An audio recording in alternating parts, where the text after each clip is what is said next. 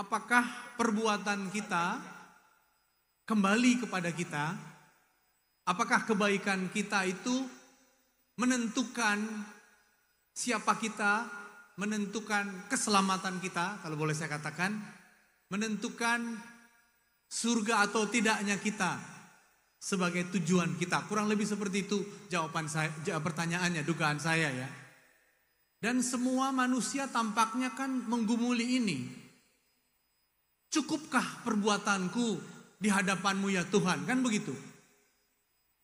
Sering kita seolah-olah merasa belum memadai untuk mendapat ridho Allah.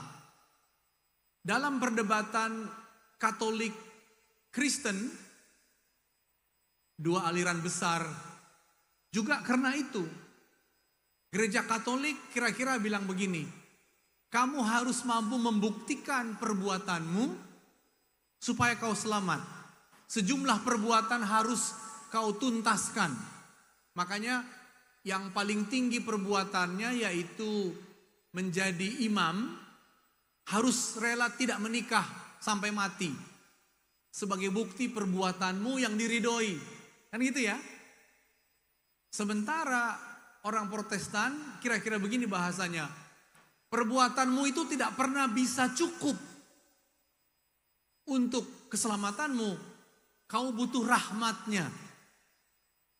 Kau butuh kemurahan Tuhan lebih dulu.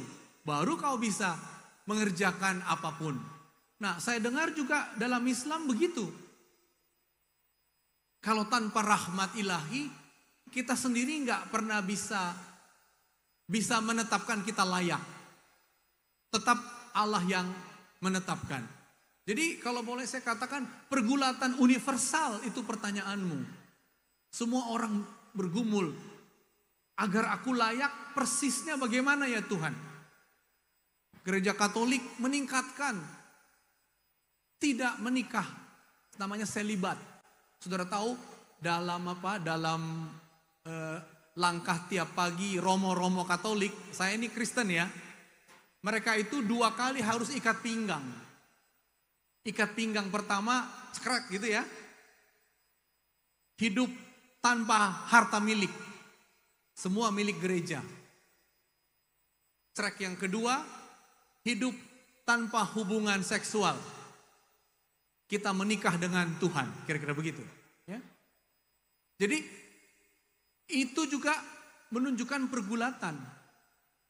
Pergulatan Hindu harus luar biasa, misalnya semedinya.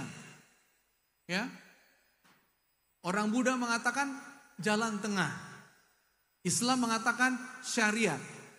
Jadi semua agama bergumul dengan pertanyaanmu itu. Menghadapi baik dan apakah yang buruk itu merusak saya secara total atau bisa sebenarnya menerima ampunan atau bisa sebenarnya menerima kebaikan. Saya misalnya pernah ikut dengan orang-orang suci, pernah dengar ya? Terus saya tanya, mengapa kalian begitu banyak menolong orang? Gitu ya?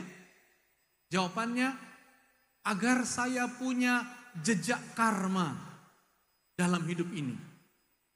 Jadi itu pergumulan universal dan masing-masing agama membantu kita untuk mengatakan inilah lakukan untuk jalan itu. Inilah hindari nahi mungkar agar kamu tidak ke sana. Kurang lebih seperti itu. Semoga saya bisa menangkap pertanyaan sampaian panjenengan.